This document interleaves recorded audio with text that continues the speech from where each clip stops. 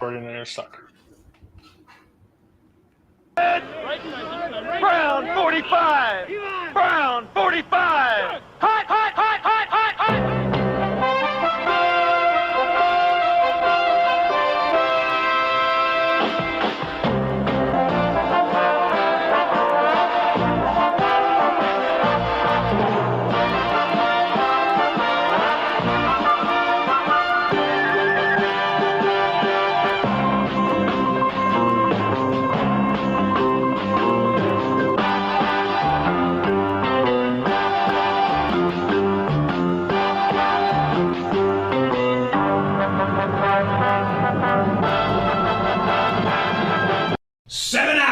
Of commercial-free football start now.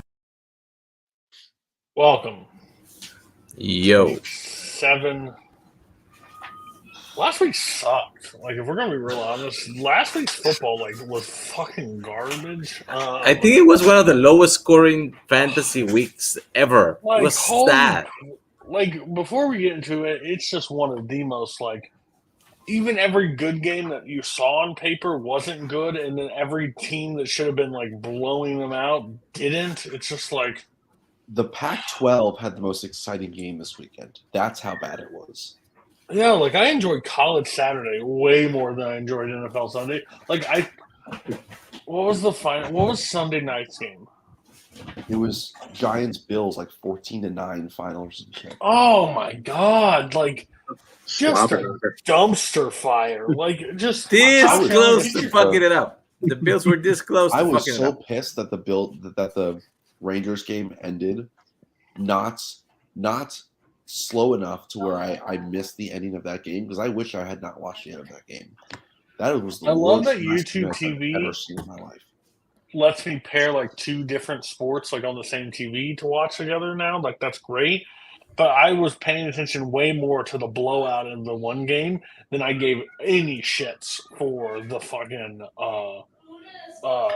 Bills game. And to watch Josh Allen look like a bitch on the sideline, are we going to lose? You're probably going to lose to Tyrod Taylor because he checked down to a run. I saw a tweet that said Josh Allen's superpower is that he plays just as well as every other team he faces. Yeah, it's stupid. He's rogue of football. He takes the powers of the other team and be like, I'm going to be this shitty today. Nazario. Yo. Little bit right. And you would still be sitting here. Interesting question before we actually get into the comments. I kind of want to have a 1 next to my name and not undefeated. I think undefeated, I understand the purpose, but you want to face some adversity at some point. But how are you doing a little bit right? You want some adversity at some point, maybe after week 9 or so. Because to be fair, the schedule was not to lose week 6. No. I don't know. The fucking Browns, man. What was that defense? They are the best defense in the NFL. They literally hold everybody. Insane. And I do feel people have made this comment, and I didn't start noticing until the Giants. But people fucking hate the 49ers. Every defense wants to fucking break somebody. It's every week feels to get them. But this one actually got somebody because we had 3 people injured: Trent Williams, Debo, and CMC.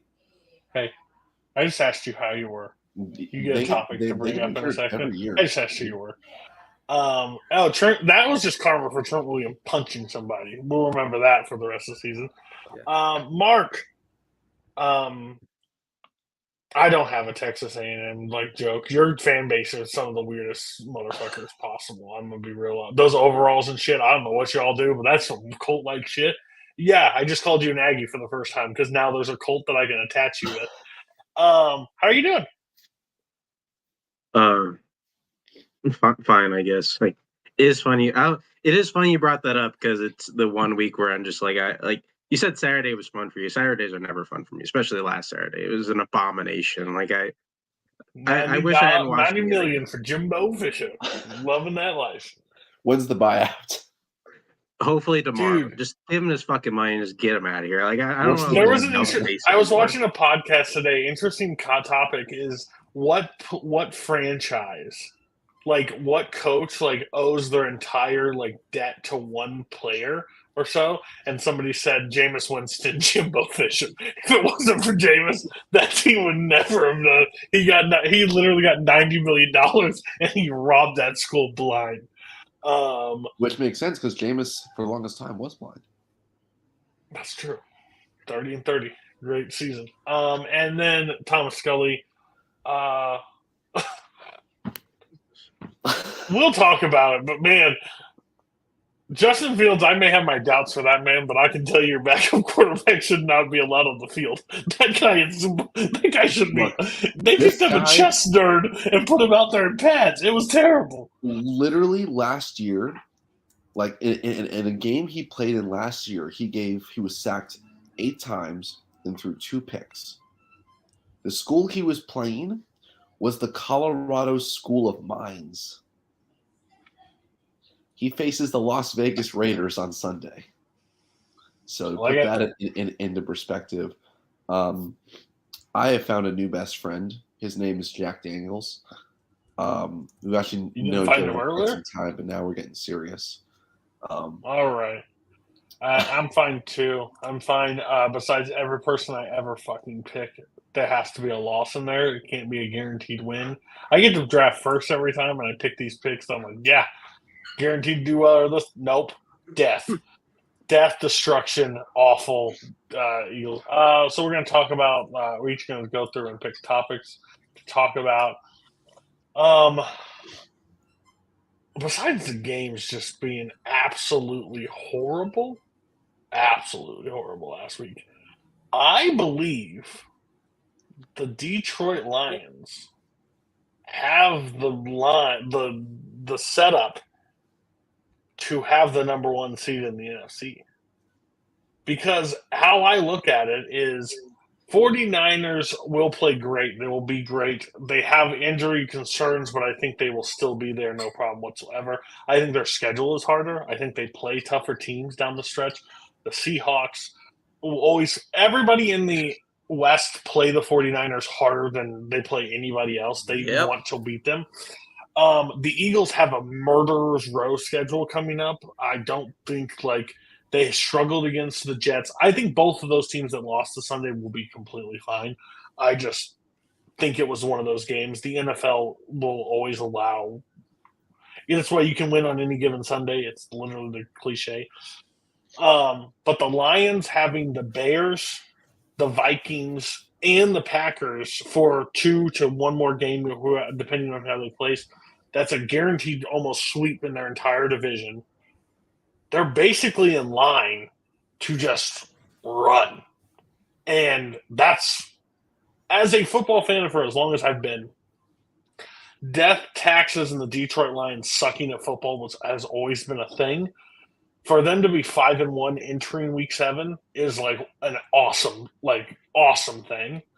And a side tangent. I want to make this a side tangent. NFL uniforms need to go back to what they wore during the 80s and 90s of the NFL. They are way better back then. It is a proven fact. They look better. The Giants uniform looked better on Sunday. 49ers, when they go their classics. I love the creamsicles, even though they suck in them. I love old school football. I want the Kelly Greens back in Philadelphia. Bring back the good uniforms instead of this fucking carbon copy bullshit that you have. Besides the Buffalo Bill Reds, those are fucking fire. Everybody, Lions, number 1. There's a path. Number 1 seed. I have a $100 bill to anybody who wants to take the bet that they will not be number 1 seed this year. So if anybody's very, very confident about the Lions' chances, I'll take that bet because they will fucking be the Lions by the end. I mean, they'll be like 2 or 3, fair, but not 1.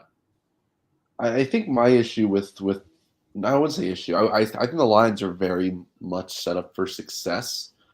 My only concern are games like the games with Seattle the last couple of years, the shootout games they get into, because for as well as they're coached and as well as they're structured to be, they're not built and they're not what? I just want to read the schedule so you guys can have. This is just for saying stuff. I want to look at the schedule and just let me know. The hardest matchup that I see on paper, there are two, but this coming up against the Ravens. Not a clear-cut win, but I think they can. Of anybody, they've played like shit the last few. Ravens, Raiders, Chargers, Bears, Packers, Saints, Bears, Broncos, Vikings, Cowboys is your one offset late in the season. Vikings. Name a team that they should, on paper, lose to outright, besides the Vikings and Cowboys. So that would make them what? Vikings. 14-3? No, sorry. Cowboys or Ravens. That would make them 14-3. They will lose to the Packers the second game too. They look. Jordan Love is asshole. Well, yes, but they're not gonna sweep the Packers. They just that's can't.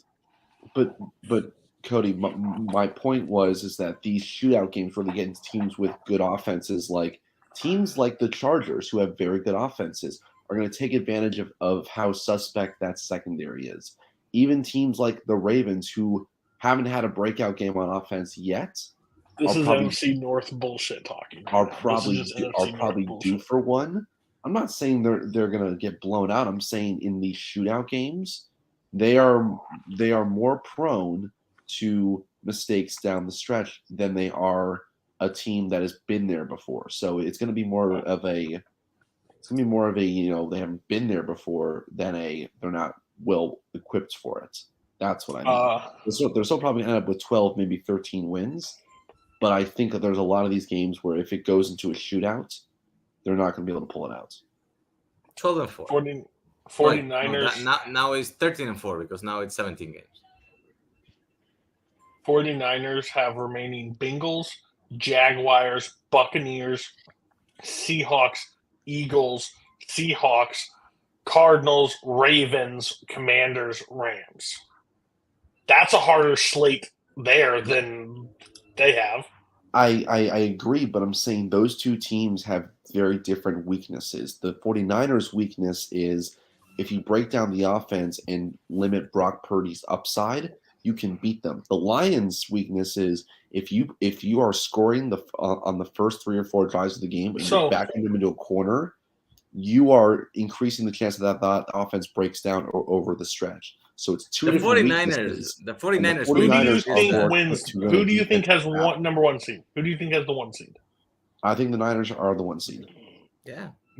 Okay. CMC's the 49ers' weakness. The 49ers' weakness is that when Shanahan gets scared, he forgets he can run the ball. Well, with Eagles cap off with McCaffrey in the fold, you should never be afraid to run the football. Bottom line.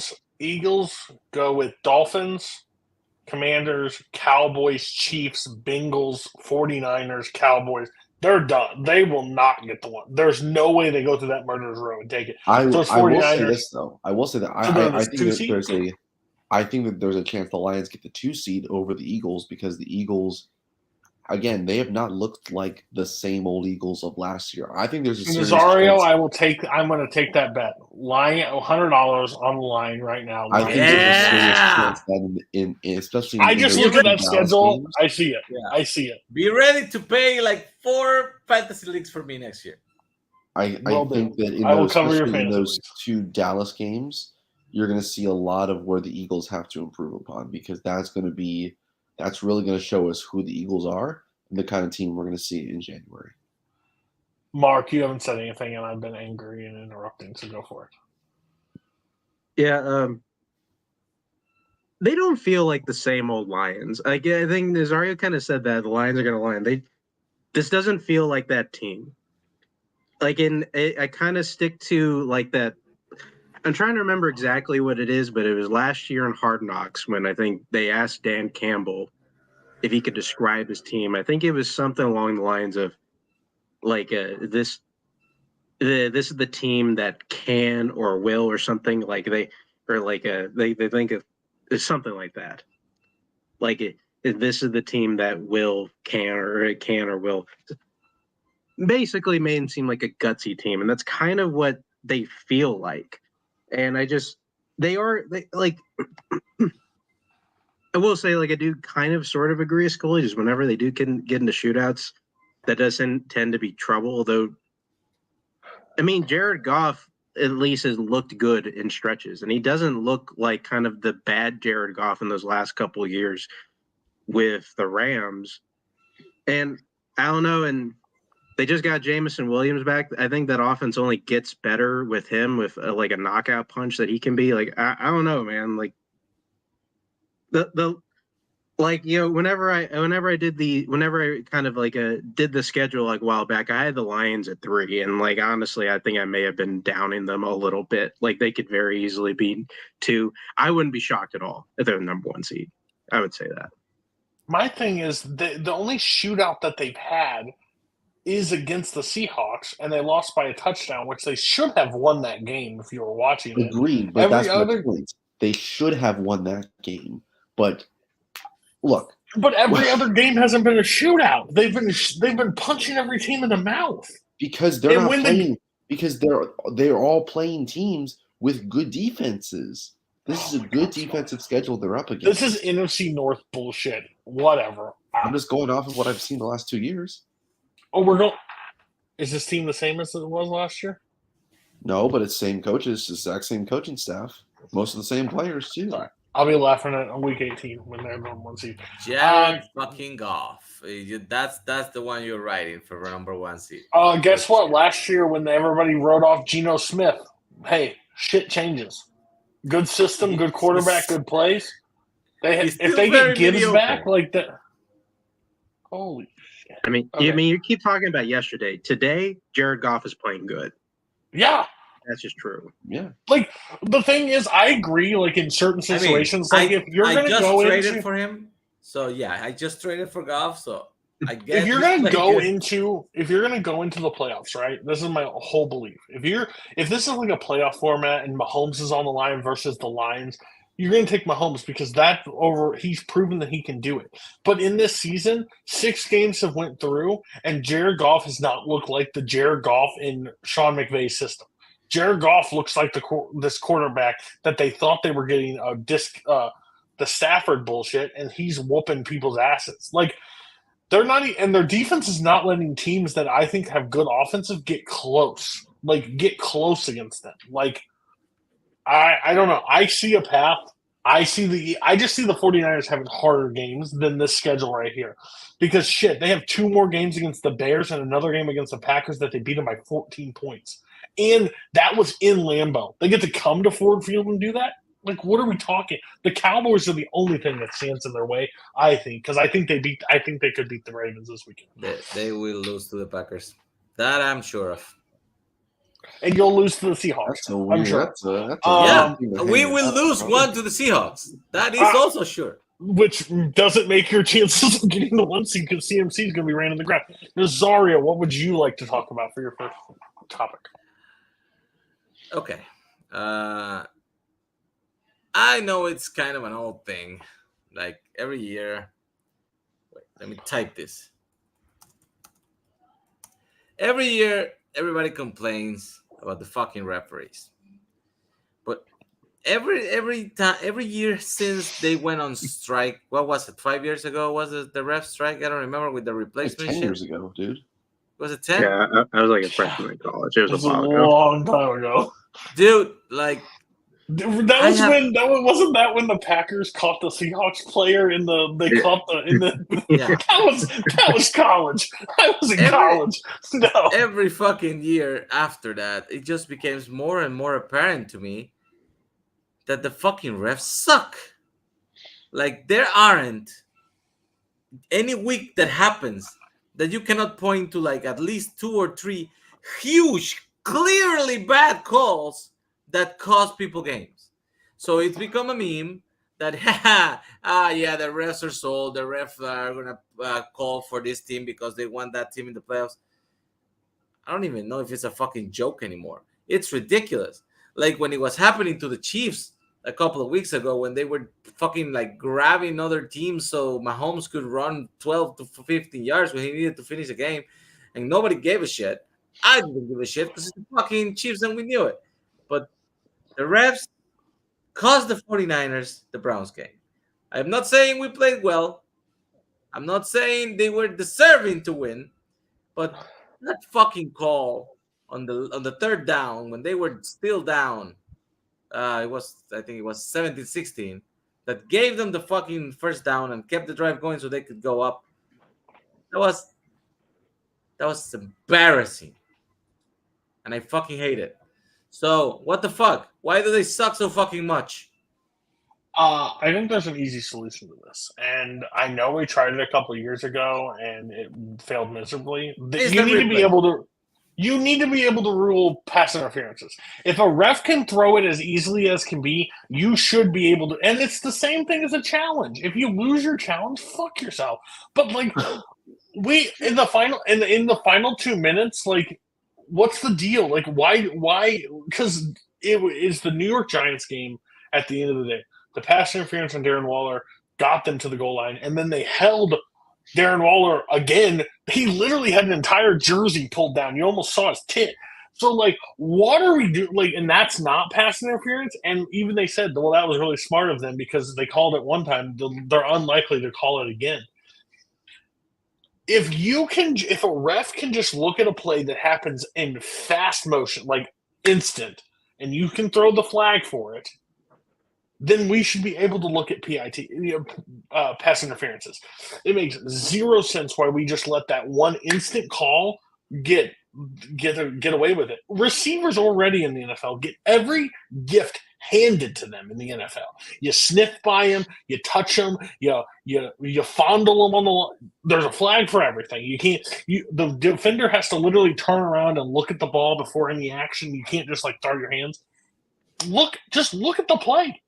What would it kill us? Look at the play, see if it is. Because guess what? We're already wasting enough fucking time with the in-between of, like, down and ball, checking this shit out, looking at this. Let's talk to Al Michaels for 4 minutes. Let's talk to the rule expert that doesn't need to fucking happen. All these things that take the game so much longer. We're going to take a TV timeout to show you a T-Mobile ad for another 75 minutes. Like, stop. What are we doing? I'm so over it. So let us review it. Well, I think you should be able to review everything, every single play. Well, and it's the dumbest rule ever that they come out and say. They come out and say, well, that's not reviewable. Why the fuck isn't it? You can review everything else. You can't review this because you decided you can't review it? Fuck you. Like, if I have a challenge in my pocket, I should be able to challenge whatever the fuck I want. And if I lose it, I burned it. I can't do anything with it. Well, I think you said it in that is, oh, well, they called it once. They're not going to call it again. That's why it needs to be reviewable. Because if you have teams that are able to take advantage of a referee's human instinct, if you're able to review that from a player perspective, and if a player grabs a jersey one time, then he's more prone to do it the next time. The refs throw the flag every time they see him in a similar position. Why can't teams, why can't the opposing team take advantage of that and challenge it? If you have teams who are saying, well, we grabbed his jersey once, let's do it a second time. No way they're going to call it again. And so it's mind-boggling. But again, this whole argument's just been exhausted, and it's never going to change unless the owners get on top of it. And look, half the owners in the league don't watch their team's fucking games. They fucking don't. That's the harsh reality of the situation. Of the situation. It's only when the owners get involved, things get done. So, turn Grandma McCaskey's chair to the TV set and have her watch that play 10 times, have her shake her head yes or no, and then go hold a vote. That's the only way it's ever going to change.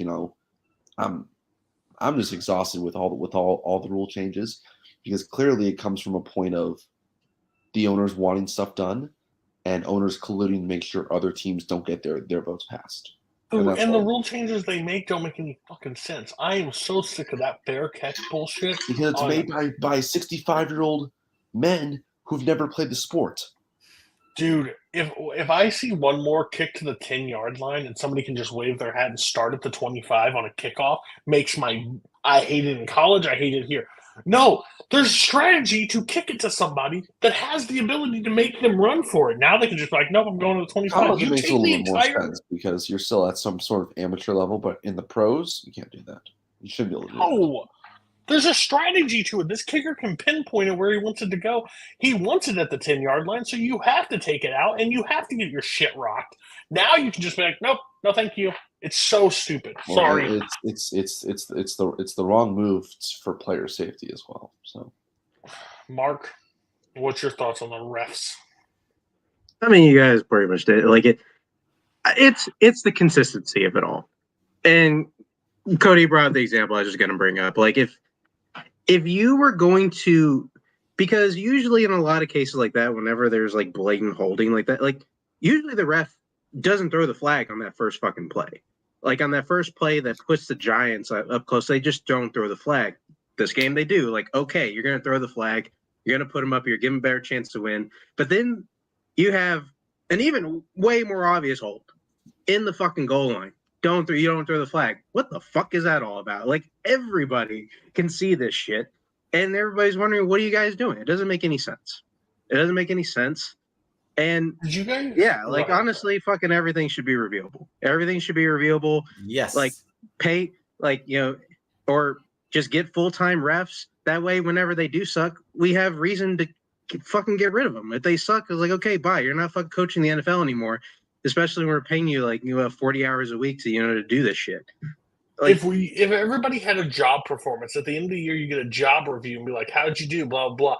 Referees are the only one that can be blind as a fucking bat and be okay and keep their job the next year. The same old geezers get that one guy, the ref on Sunday. I think it was Sunday night. No, Monday. That put the ball down for Dak and then said, oh, no, they didn't get to substitute and tried to stop it and almost died because he almost got sandwiched between two O-line people. Like, Grandpa, get the fuck off the field. What are you doing back there? And then, did you guys see that stupid helmet-to-helmet on Herbert? That he went to slide down and the guy turned and just went to tackle him and his head happened to be there. He's like, flat. That's not a helmet-to-helmet, moron. Yes, his helmet hit him, but that's not intentional, you fucking morons. Like, I think my favorite one is, I think it was I like yell at refs more than teams. I can't remember, like Terry McLaurin, like Curtis Samuel. He points at the ref, like, hey, am I on the line? He's like, yep. And then they play the call. He throws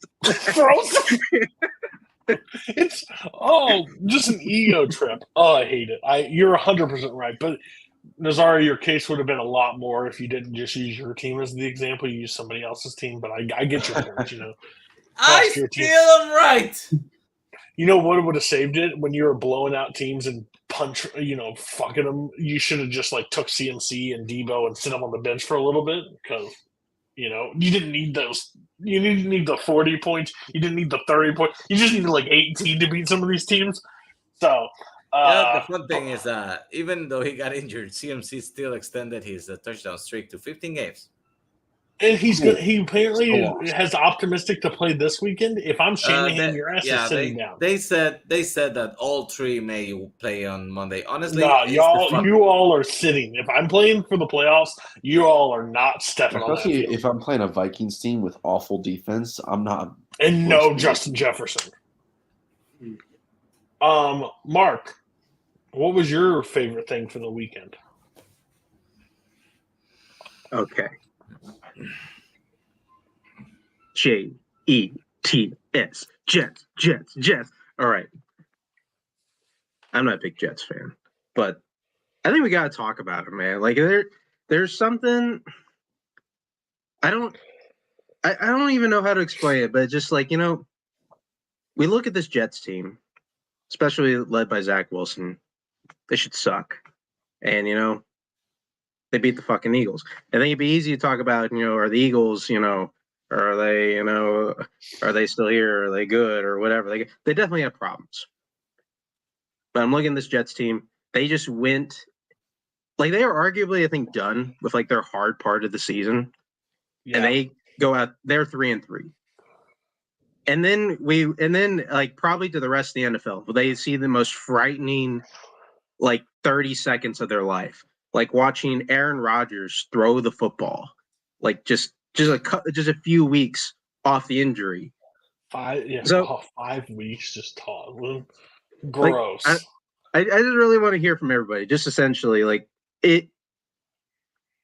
Is it too like? Were we too soon to roll out the Jets in this? Like, especially since they're done with the hard part of their schedule, and as long as Zach Wilson doesn't lose the Jets games, and you're telling me there's a chance we have Aaron Rodgers going in like week 17, possibly ready for the playoffs. Is their Super Bowl window possibly still open?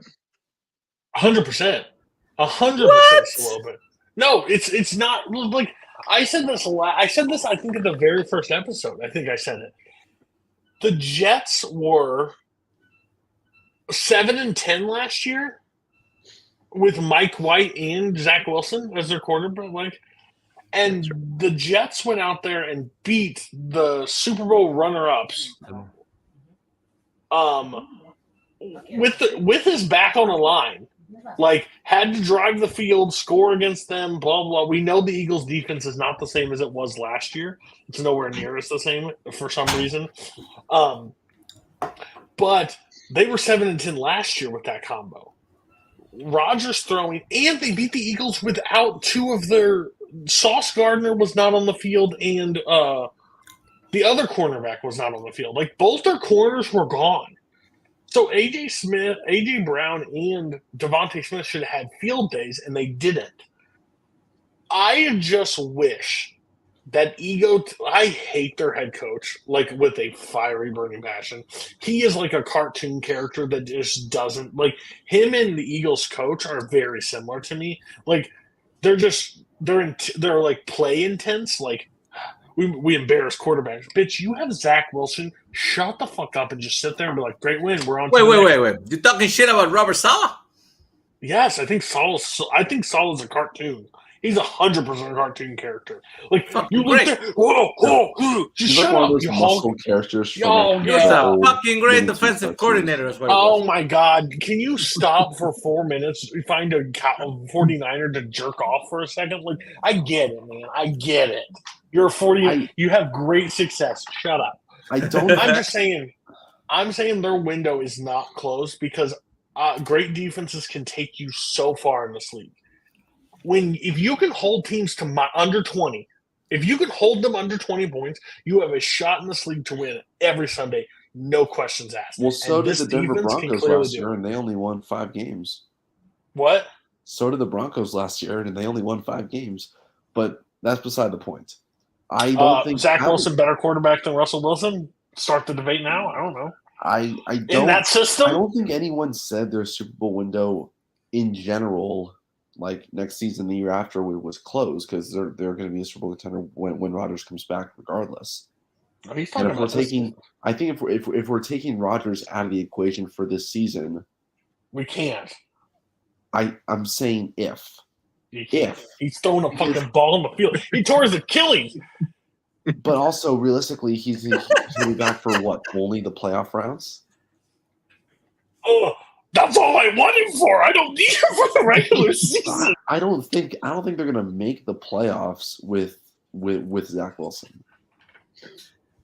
I don't think so. I don't think they're gonna make the playoffs. I can't believe. Do you have the schedule pulled up? I got the schedule right here. I can't believe you guys are seriously sitting here in week 7 with Rodgers with an Achilles torn heel. Discussing the fucking Jets as a Super Bowl. They played the Bills, regardless what you say. They beat the Bills. They almost beat the Chiefs. They beat the Eagles. They beat 3 of the best teams in the NFL.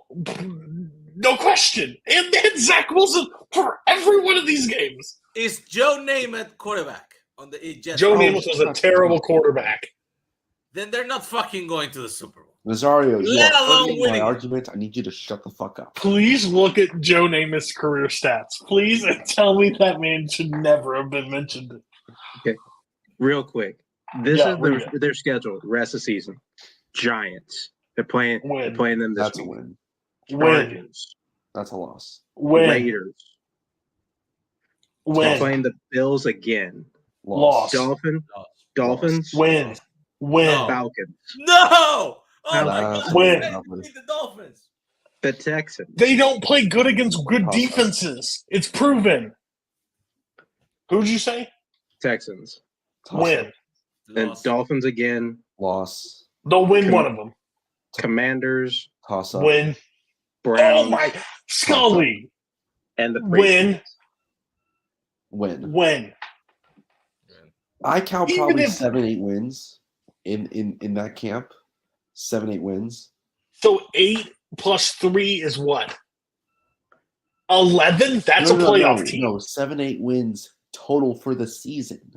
You're an idiot. You said toss up on the Raiders. You said the toss up on the Commanders. Shut up. All of Sam these Howell teams against are that 3-3. defense. We have no Hold idea on. what to expect from these teams going Hold forward. on. The Eagles versus the Commanders was a back and forth game nonstop. Sam Howell looked like a pro. They literally just bitch slapped the Eagles with their entire roster still intact. And you're telling me it's going to be a toss up when they have to go into MetLife in Hold December? on. Weren't you the guy who said any team can win any given Sunday? Was this week not just a microcosm of that statement in general? Yeah, So why I'm saying the can't Jets Commanders win. beat the Jets in week 15. Aren't you the same guy that was convinced the Vikings were going to beat the Chargers? You know what? Things happen. At least that was a good team versus a bad team. That makes sense. Like Me and Mark riding the train. I'm with you, Mark. I'm with you. The schedule screams it. Will the only Jets? 2 guaranteed wins, like maybe 3 guaranteed wins. Do you see there's Yes. only 2 guaranteed wins? Yeah, Pats and Giants are probably the only 2 guaranteed wins in this bunch. The Raiders? I mean, they're It's not a playing guarantee. better than the Raiders, bro. Like, I don't know what. The what are we talking about Falcons? here? Falcons got a good defense. That's They Desmond can cause Ridder. Zach Wilson to turn the ball over. Okay, Oh my this gosh. is my take. They have Desmond Ritter. They're Zach going to Wilson, bend him over Desmond and Ritter. fuck Come him on, on live but what TV. are we That game's gonna doing end here? like What 9 is? to 6. What are we doing here? This is my take. You're just crazy. You're just like devil's advocate every week. Well, I could see the road, but the I'm not road about is to let covered you with put the shit. Mormon Missile 2.0 into the playoffs because they have a good defense. I'm This is sorry. my take. They will make the playoffs as a wild card, probably the last seed, and that's it. Love Mr. Neutral over here. If they do that and they play the fucking Bills, a divisional rival, do you not think they can win that game? Especially they have Aaron Rodgers. No, They can win that game. I'm not disputing that if Rodgers comes back for the playoffs, they are a Super Bowl contender. I'm saying if you take Rodgers out of the equation and just look at the regular season, I don't excuse think me, they but make the playoffs. are you really believing that Rodgers is gonna be back this Yes. He was throwing Yes, the fucking He will. football. Like, If he they has make no was the playoffs, trust. he will walking. definitely come back. As someone that ripped their Achilles on a football field, it took me 12 months to even think about doing any movement. This motherfucker was on a field in sneakers Did you have throwing a any idea football. how much ayahuasca that guy is on right now, though? Yeah, If that's what it takes to a heal from Achilles, every fucking player in the world needs to be on it tomorrow. Scully, I think He's we're- doing what's your a hell of a topic? lot for Like- the anti-vax movement right now, I'll tell you. Hey, they're Mark. I'm 100%. We'll all look back on this week and say, Jets, and I'll yell with you. I already made the clips to make fun of you, but sure. You don't worry. Make clips to make fun of yourself. Scully, what is your talking point from last week? We need to have This a is one serious of the best conversation. conversations we ever had. No, we need to have a serious conversation about the Atlanta Falcons because it cannot continue. Feels like we have it every week.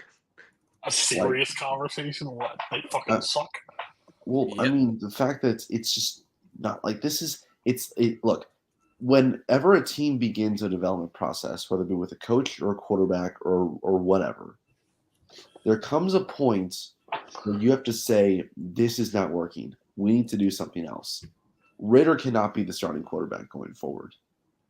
Arthur Smith needs to have a fire lit under his chair. He should be on the hot seat right now because the level of coaching that I've had to witness these last few weeks has been atrocious. The games they've won this year have been on the most bullshit of results. They beat the Packers because Jordan Love forgot how to throw in the fourth quarter and because of some kind of helmet deflection sort of thing. And that last quarter against the Commanders, 3 Ritter picks, all awful passes. Play design was terrible too. They have their third string tight end outplaying the 4th overall pick. Nothing makes sense over there. So, in a week where nothing made sense, this kind of did. I mean, they're 3-3. They're technically in the hunt for a wild card spot. But if I'm the Falcons, I start tearing shit down because this is not working under any circumstances.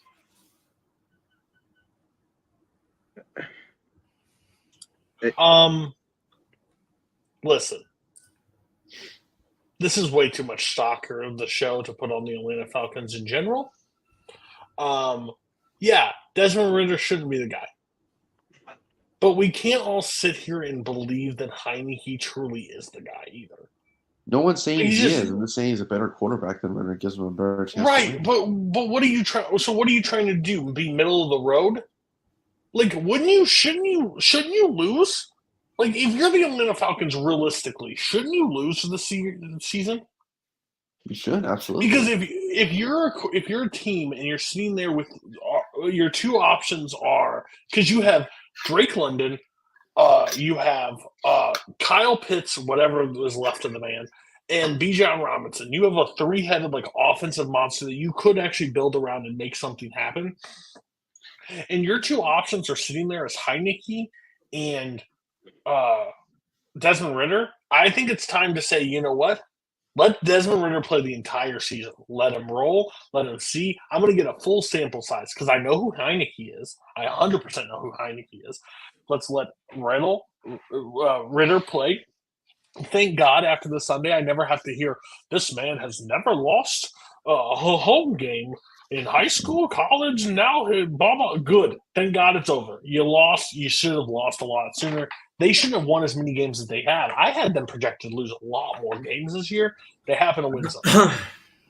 Tank, get Drake, because they own their first-round pick, if I'm not mistaken, right? Yeah. Get Drake May, get Caleb, get somebody in there, and put a decent quarterback in there. Or get Kirk Cousins next season when the Vikings don't want to sign him. Whatever the case may be, you have opportunities and shots. I just think if I was the Falcons, they're doing exactly what I expect them to do. I would actually sit B.J. Robinson for the rest of the season and save his legs for another season. I'll be like, yeah, you did your job. We're going to hold you out. We're gonna get you fresh for next year because we're not wanting to win. We're the fucking Falcons. Thoughts? I mean, I don't know if I agree with that. Arthur Smith clearly wants to fucking win. Every single one of these games, he's going out there to fucking win because he's a fucking idiot. Like, I don't understand anything about this team. It doesn't make any fucking sense. Because you're saying, didn't make sense last year either. But you're saying, like, we want to figure out what we have in Desmond Ritter. We knew what we had in Desmond Ritter. He fucking sucks. And we watched him now. He still fucking sucks. And you're saying, like Taylor Heineke. We don't know. Taylor Heineke took a fucking mediocre Commanders team last year and almost took them to the fucking playoffs. Like, Taylor Heineke at least helped this team win. Arthur Smith clearly wants to win. He can throw the fucking ball. Like, but he has Desmond Ritter throwing horrible ass picks, and he's ripping out his hair. And like, bro, you fucking picked him as a starter. You think Heineke should get in the start, and you think they should go for wins?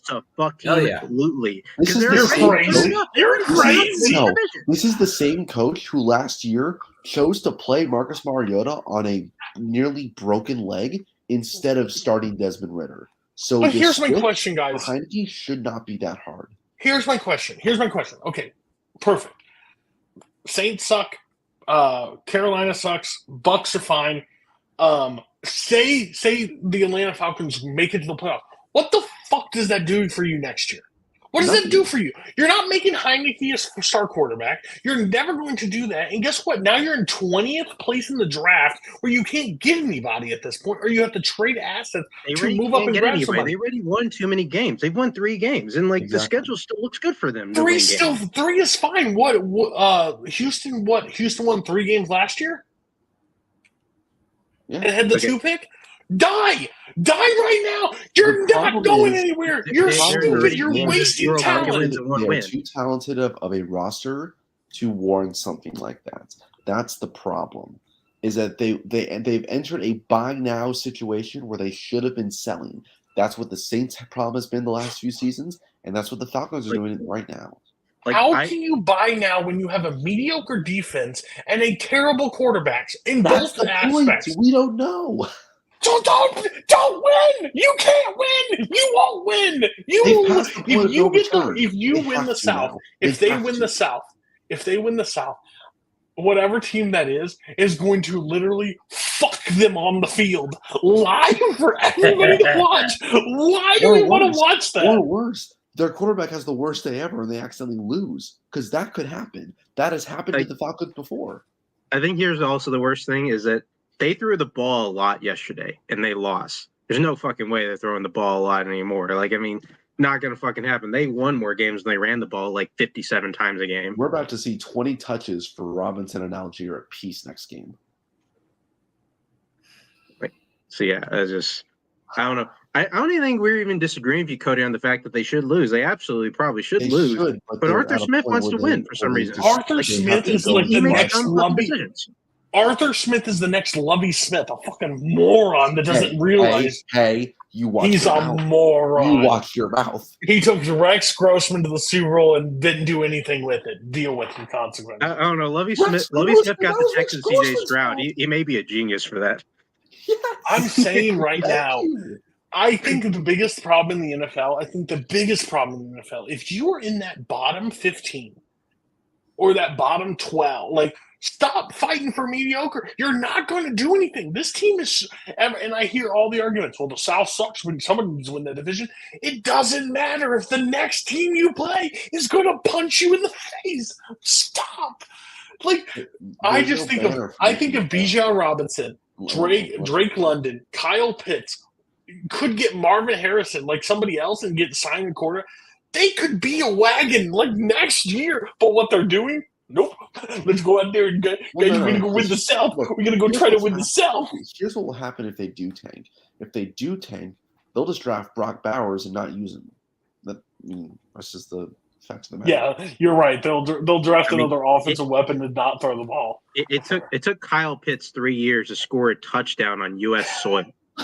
But that's sink in your head. I know. That's what I'm saying. You're still far away. So I think Tyler I agree. I think he's not going to do anything. I 100% agree with you. But I'm saying that team is going nowhere. Like, the Bucks could possibly win a playoff game. This team will not win a playoff game. Not a chance.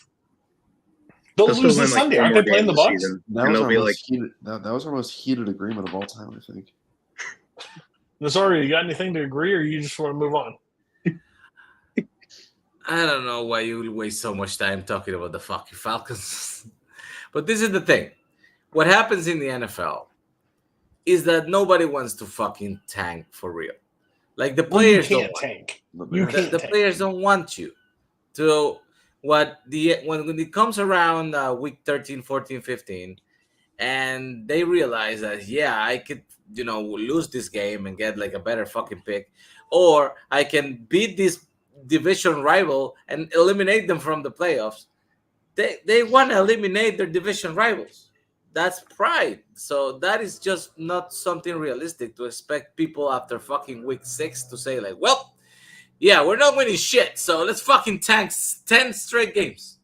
Well, tanking doesn't work in the NFL because 53 people in that team are fighting for jobs next year. Like, you can't do it. In basketball, it's real easy because you can just set 5 non-good players and just fake an injury here and then they're dead. Like, it doesn't work, but I'm saying this team overall should keep – if you want a lower pick, starting Heineke, will lead you to a higher pick. If you start Desmond Ritter, you will get a lower pick, and I would continue doing that. And Arthur Smith needs to look. Listen, if Arthur Smith is not going to be with the Atlanta Falcons next year, if he's going to get fired, sure, win every game you can. Fuck the Falcons. But if you're going to be there next year, you want a quarterback behind center, not this. And this quarterback class coming out for college is one of the best that it's been. Take your shot. Take your shot at one of them. I would. Okay. Now, our favorite time of the show, everybody's favorite time of the show, the power rankings done by the troll that lives under the bridge. Caleb Coho's power rankings. Where big teams lost. Where will the shakeup happen? Let's see. Boom. Here we go. Good Oh Lord. my god. Do we think he changes this at all? Wait, is this the same as last week? This looks like the same. Or Browns are 16. Wait, did I do the wrong one? Let me check. No, this is his updated one. I think he sent it to me. I can actually compare them with last week. I'll make sure. because he's got think the the bottom 4, I think. I think the I'm Browns at pretty sure- 16 is new. I'm pretty sure the Vikings were lower, so they're up to 13. I think it checks out. I sent the laughing emoji last time, so let me look. On his one. The fact that we can't tell if it's the same or if it's different is honestly concerning. I mean, can we just talk, like, the Seahawks behind the Rams is still going to always be funny to me. I just don't know, like. Yeah, what?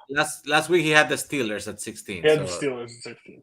Yeah. He had the Browns at 20. So compared to last year, he had the 49ers 1, Miami 2, Eagles 3, Chiefs 4. He now has the Lions at 4. The Jaguars at 6. The Bills at 7. Rams at 8. Seahawks 9. Ravens 10. Cowboys, Chargers. Vikings have now jumped a spot to 13. Titans have dropped all the way to 23rd. They were 13 last year. They are now 23rd. They've dropped 10 spots. Massive drop. Hey, look, your playoff bound Jets are 21. The Falcons were 15. They're now 14. The Steelers they're up to 15, and they didn't play. They had a bye and they moved up with the power rankings. The Lions, the Bengals are same spot. Okay, so if we're looking at this really interesting, Mark, how the fuck is the Houston Texans? Now they're 22. They were 25 last week. They're 3-3. Like they beat in their biggest win by his standards as the number 6 overall Jaguars. So that gives you nothing. But the Vikings, what is the Vikings 2-4? 1. They have one. No, they're 2-4. They beat won the last Bears. week. Yeah, so They beat the Bears. That's the second one. Oh, I love them. And what did the Chiefs? How did the Chiefs only 19-8? So they drop a spot to the Lions. I guess that's fine. I don't really have an issue with that at all. I also don't understand how the team with no wins is not in last place, personally. It makes sense. No, it doesn't. Yeah, Bryce Young's got a bright future. You're not looking at the bright future on the team. No, you know why? I will give anybody like $5 right now if they can tell me why the Carolina Panthers are at 30 for Coho and not at the bottom. Because of Adam Thielen. That's 100. Adam Thielen's on that Adam team. Thielen. Adam Thielen's on that team, so they will not be able to draw.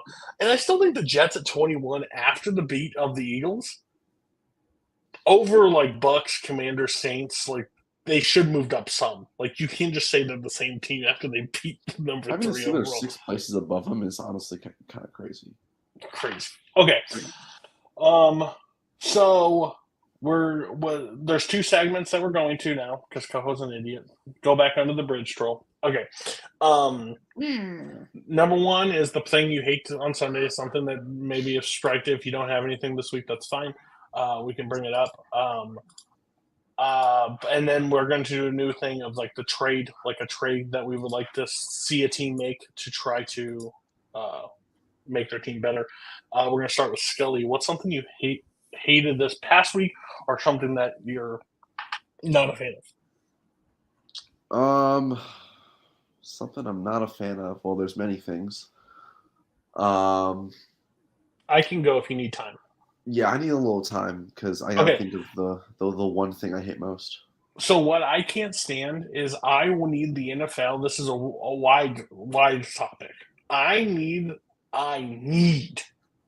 the NFL to adapt the college football scheduling in the worst way possible.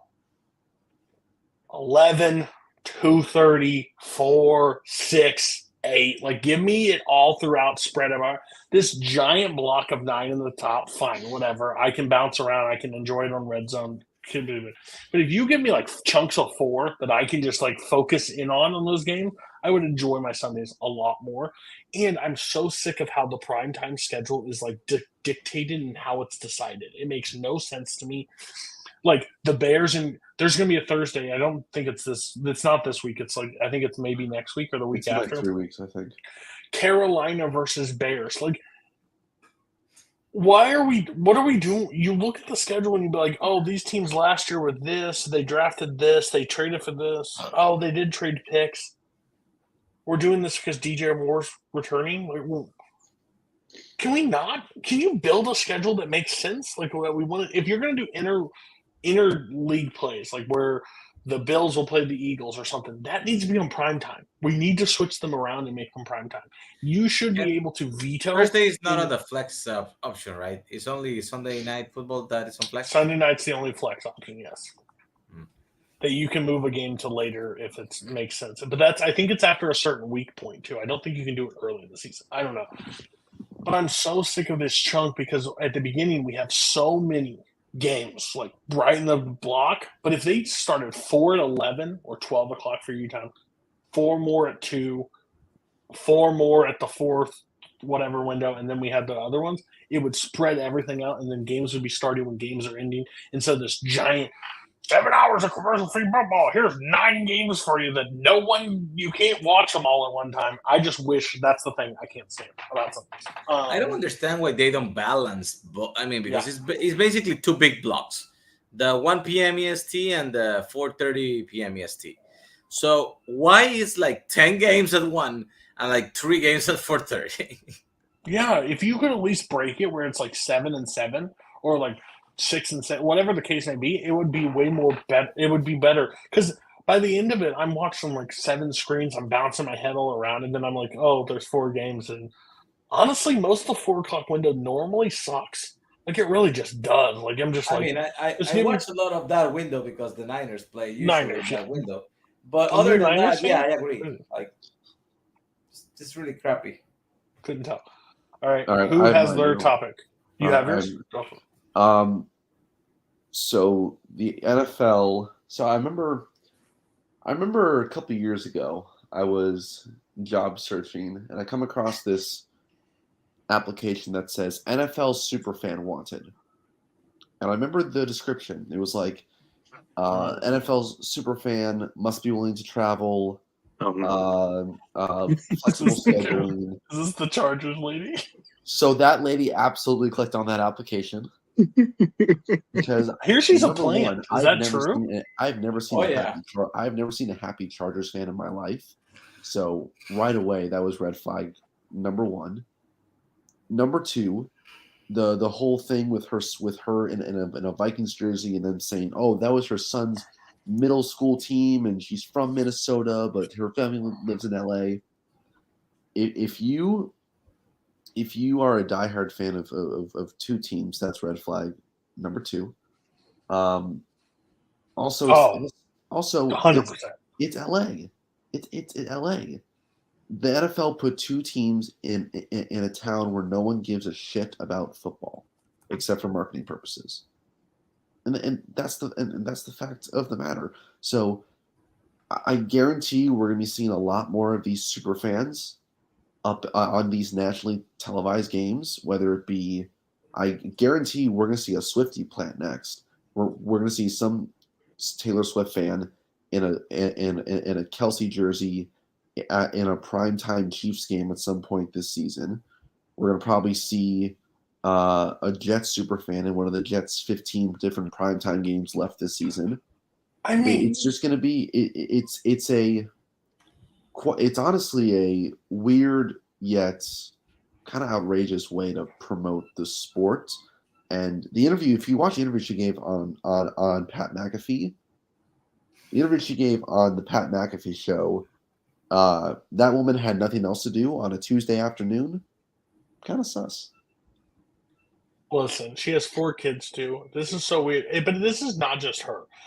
When it was happening, because I had the Chargers money line because I wanted the Chargers to beat the Cowboys in the worst way possible. Didn't work out As we all did. for me. Yeah. But I hate this on every fan base. This isn't just her. Because they kept showing. I was like, what the. I'm a Red Sox. Anybody that knows me, I am a diehard psychopath Red Sox fan. I'm not one to be around for games. I scream. Scully knows all too well how much I text during the games and just rant and yell. That's not how a fan reacts. I'm sorry. That's just not how a fan reacts. This is not. When they're going for the touchdown, you don't do that. You have rabies or something. Something's not working correctly. I don't trust you, but you're not a fan. That's not how fans react. But I also hate it at the Jets game when the fireman's sitting there and he's just doing the big arm up, let's shut up. If I'm a fan of that, I want to cuss and scream and punch somebody next to me. I don't need this guy let's get everybody going. I hate those super fans. I hate them. The fireman, the guy at Oakland, all of them that they give so much screen time to. Fucking stop. I don't need you on my TV. I hate you. I'm watching the football. I don't need you there. But I agree, 100%. She was a weirdo. She doesn't make it. Her interview sounded weird. I don't know. She had skull written across her. She clearly had some Vikings attachment at some point. Maybe she's like co-host. She was a Vikings fan and then found a cool AFC team to support. So now she switched. So she picks the Chargers? That's a terrible fan to join. They're miserable. For the color scheme. Powder blue looks great on women. Well, here's my viewpoint. When they interviewed her and they did that questioning with her, she was like, that's just who I am. And then they showed that Vikings picture the next day. I was like, so if your son plays for the Vikings as a middle schooler, you don't buy an Adam Thielen jersey. That makes no sense. Because you can do one without a name. That makes no sense. Don't trust you. Don't buy a 27-year-old receiver's jersey either. In general, so weirdo. I like it. Anybody else want to have anything? Is she a plant, or do you got your next topic? Yeah, we talked about the Falcons already, so I'm good. Okay. And the Sorry, do you have something, or are we moving on? I think we move on. Okay, no one else says it. That's right. Okay, so now we're on to the trade. Does anybody have a trade topic that a team should go out and trade for? I have a quick one. Go ahead. I think the Ravens are I think they need a running back. They need a solid running back who can just get the ball down the field with Lamar Jackson and who can play to what Todd Monken's version of a running back is. And it's not Saquon Barkley. So I'm not employed by ESPN. And I don't get paid to put that shit out there because that's a horrible fit. James Conner. I like James Conner in a trade to Baltimore. I think he could work really well in Monken's system. If you look at the running backs he's worked with in the past, Conner's a very good receiving back as well. You can mix things up with him and Gus Edwards, Justice Hill, whatever 33-year-old guy they bring in off the street to play for the Ravens on Sundays. He can work with all of them well. Arizona's not going to go anywhere. They might as well get a pick for him. He's pushing the wrong side of 30, so he's not going to be worth much after this season. And I think this would be a pretty good get for the Ravens to try and beef up that offense before the playoff run. I believe that the Detroit Lions should trade for Devontae Adams. I think creating a two-headed monster of St. Brown, well, three-headed monster, St. Brown, Laporta, and Devontae Adams they have a lot of rookies on like a lot of people that are not capped like punching in the face there. Take it, convert it to a salary, like a signing bonus, like half a salary to a signing bonus, and just get him out of Oakland. And I think that unit right there would be the correct move. I think he's the top one of the top. I thought the Chiefs should make this move. I think the Chiefs should have traded for him instead of Hardman. I think that's still hilarious that he went back to his old team because we need somebody that knows the fucking system. Bring somebody in. This is not working out where we need it to. But Devontae Adams, I think, to Detroit would be massive. And I think that would put them clearly in line to run away with it. Anybody else? This way, you don't lose your bet. That's correct. I think something should happen that is never, ever, ever, ever, ever going to happen. I think the Cowboys should get rid of Dak. His stock. All right, LaShawn McCoy, calm down. Dude, he is terrible. He's terrible. Dak is just not going to be the guy they need. Like, I think he has proven that time and time again. And they keep putting back the faith in it. Like, it's same shit with Tony Romo. Like, they hit a ceiling and then they just kept believing really hard and praying to the gods that the ceiling is going to be broke anytime now, maybe next week, maybe next year. It's just never going to happen. So before his stock goes into the fucking toilet for completely and he has to be traded for like a fourth rounder or whatever, I think they should, like, at some point soon, sell a bill of goods to somebody who thinks they need a quarterback, like the Jets or whatever, and get the best they can because they're just gonna end up with nothing. He played very well on Monday. Oh yeah, because CeeDee Lamb was open every time they threw him the ball. Like, he had nobody around him for good. Like 7 targets, 7 catches. That's called throwing the ball well. But that's a problem when it's only 7. You should have had way more than that. You should have been. They should have blown out that team if he was. My good. point is, I'm not saying that Dak is shit. I'm just saying he's very mediocre, and he's never gonna be the guy you need to pull you through. To have a quarterback like Dak and be successful, you need to have an offensive team like the 49ers. If you need to rely on your quarterback, you need a guy you can rely on. And the man cannot even handle the clock. So, no, he's not the guy. All right. Mark? You know what? I don't think this makes a ton of sense, but you know what? It's going to be fun anyway. Because Nazario brought up Dak. I thought, you know what? The offense don't. Even though they won, offense does look like it does kind of suck, past CeeDee Lamb. So, you know what? Why don't we just get him like a nice big body down the middle of the field, and we're tired of watching Kyle Pitts just completely waste his life over in Atlanta, and just go send him over to Dallas. Why not? Who cares? It'd be fun. Another pass catcher. And hey, even if Dak sucks, Kyle Pitts is, in Dallas already, and they got a better offense now. I don't want to watch fucking Kyle Pitts as a fucking Dallas Cowboy. That's awful. All right. Funny, though. Welcome to the show, the picks of the week. Overall, just to let everybody know, Nazario and Mark both did win their eliminator again, so they are still alive. One team, Nazario's team, really wanted to lose all game long, but they did not.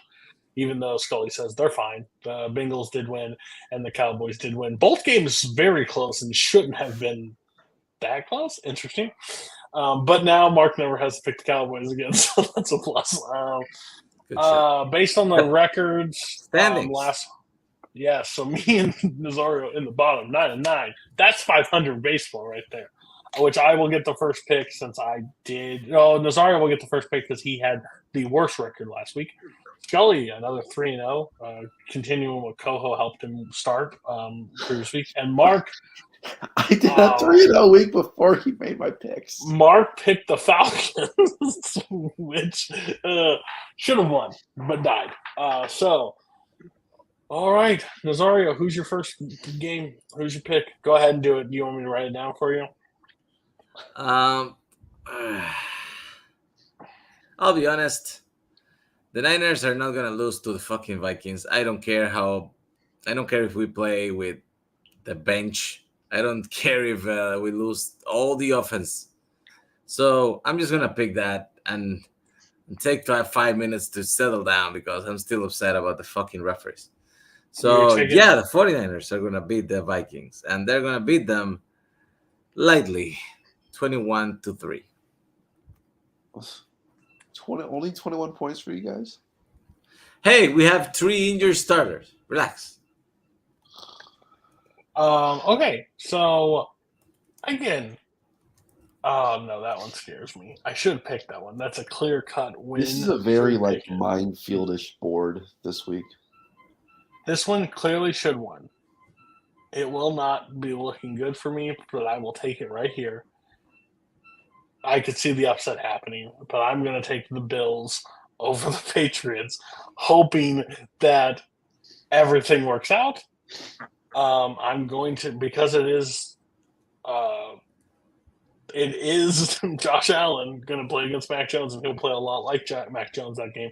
I'm going to say 20-17. I don't think it's going to be a clear cut to anything, even though I think that team is the Patriots are terrible. All right, so next up, Scully. Last time it is only one game will not be picked. There's last time I picked this team at home, it didn't go very well. So I think I'm going to go with the other one I have in mind. So taking the Chiefs over the Chargers. Well, if you're going to give them to me, that's what I was thinking. Mark was going to pick next. Chiefs over the Chargers, thinking 31 to. The offense gets going. 31-21. Nice. I would love that game to be the 3:25 instead of. Well, I guess we had two. We have two okay prime times. And Mark, that's probably going to be the nationally televised 4:25 on CBS. Yeah. I think the 49ers and Vikings should be there, and the Chiefs versus Chargers should be Monday night, or Sunday night. Chiefs have enough of that. Well, guess what? They're a good team. Let's let them watch. Let's watch it, okay? I don't want to watch the 49ers punch the Vikings in the face 75 times. Like, two games that I did not want to pick from are already off the board. So, I thank you guys for that. That's fantastic. First one would be pretty easy.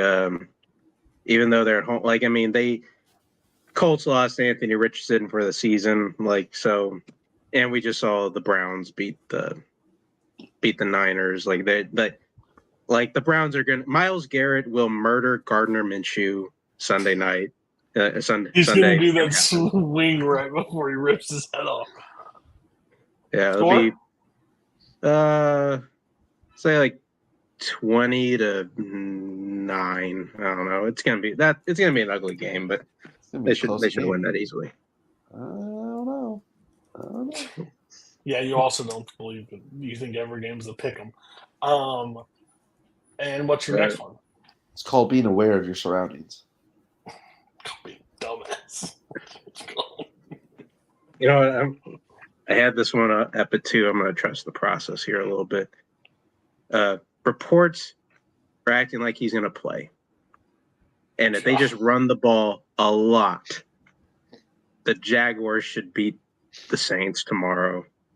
I think your defense alone will be able to beat the Saints. I really do.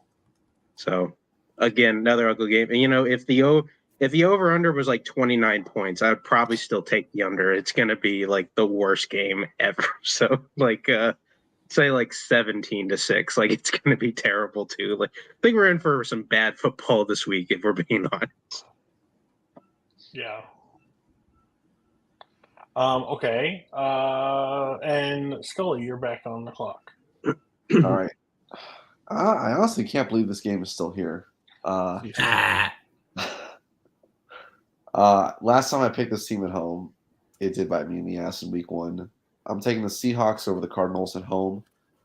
I'm pissed because I hope the Seahawks are even with the loss, I think they are still one of the hottest teams out there.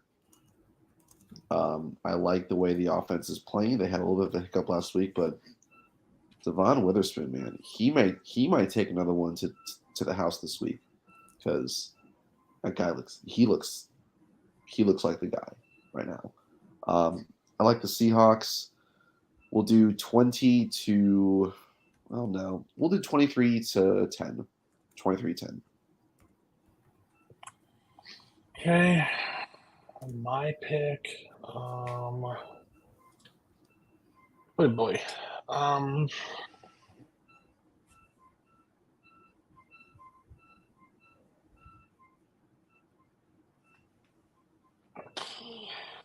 God, is he playing?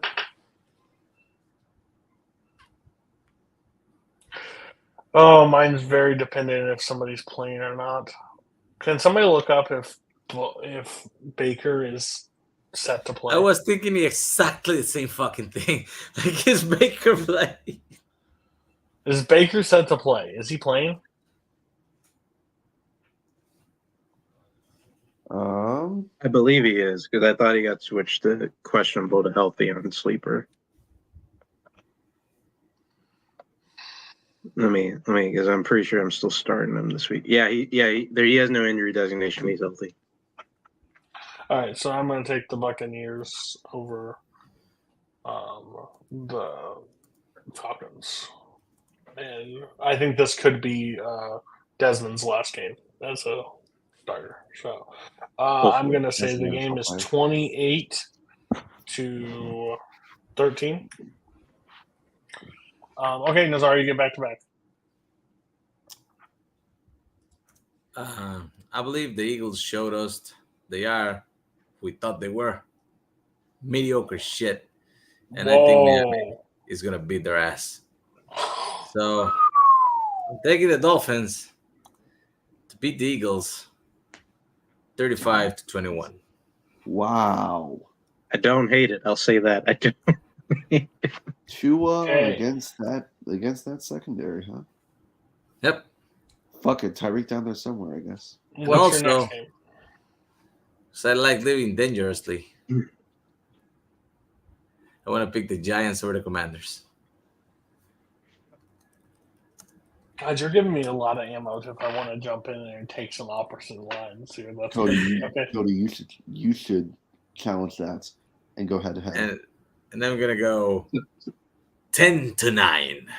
Oh fuck me. Okay.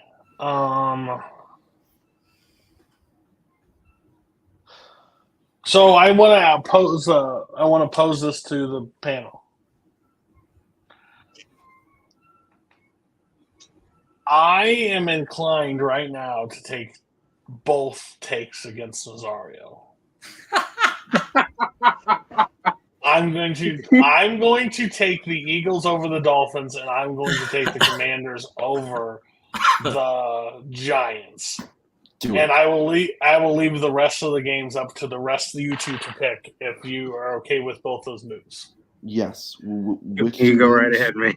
But you have to. So that means the Buccaneers and Falcons are back on the board for whoever picks next, and then I am taking the Eagles over the Dolphins, and I'm going to say that is a 35-28 win, and I'm going to take the Commanders over the Giants, and I'm going to say that is a 21-14 win.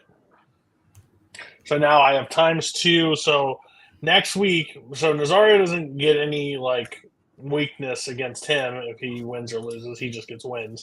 But I will go back 4 total points of both my wins. If one wins and one loses, I get 0 net for that, and I just get the one win. So cool. Bold strategy. I like it.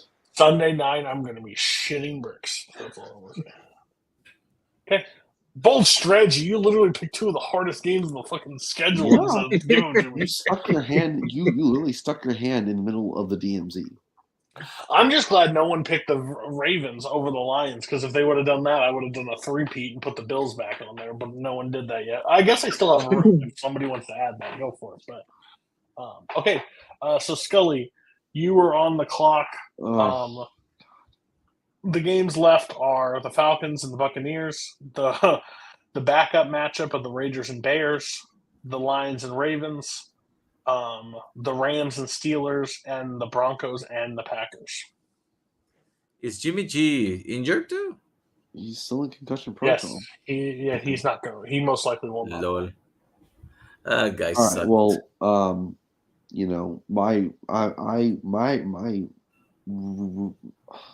I'm not gonna do the Bears and Raiders. My You should religion do it. prevents me from doing the Packers. So fuck it. I will take the Rams over the Steelers. Okay. Because the 8th best team in the NFL. Because I trust Matt Canada about as far as I can throw the country of Canada right now. And I think the Rams defense is playing pretty well right now. I think they had a great showing last week. I will take the Rams in that one. We will go 24-16. 24-16. Okay. And Mark, your last pick of the game. For the week. Falcons, Bucks, Lions, Ravens, Bears, Raiders, or Packers, Broncos.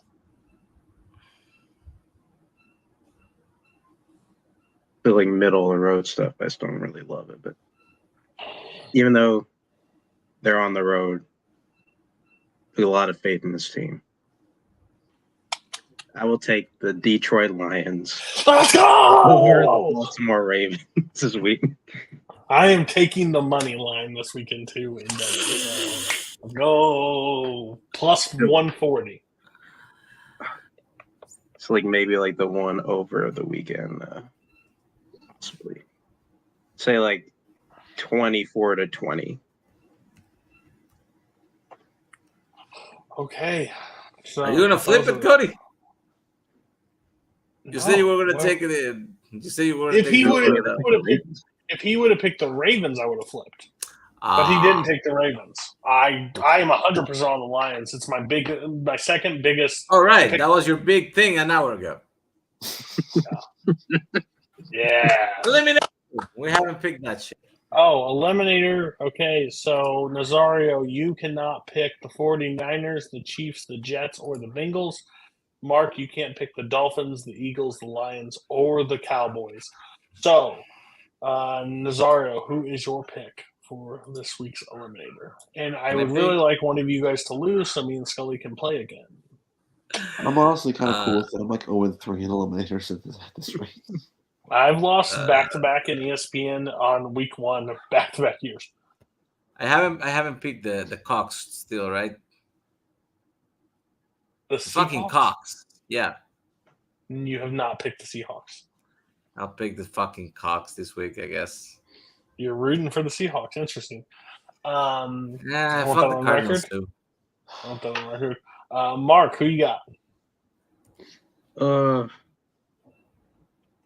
Be weird to pick the Ravens just to offset your pick. You know what? I had these guys ranked at 1. Let's just make it simple. I mean, guys who I already took. I'll take the Browns to beat the Colts. So it seems like the safest one, I guess. This might be our longest episode, but I think this is the most fun we've had on an episode. This was a lot of fun. I actually enjoyed this episode a whole lot. And this was the worst week of football, so that's really interesting. Join us next week. We're getting closer to like some real meaningful, like cold, brutal games and holidays and stuff like that. So it's gonna be fun how the show continues to go. But thank you all for watching, which is like 10 of you. I appreciate you. And Andrew Barr, shout out Andrew Barr, always watching. Proud of you. Everybody else, you suck. Robert Kastner actually watches this a lot too, for some reason. Oh, Kastner and Barr. You know what? They should join us live. They can add to the conversation. If we'll see you next week. And Eagles played this season, absolutely. True. We'll catch you next week when we break down more stuff. See you next week. Bye. Bye.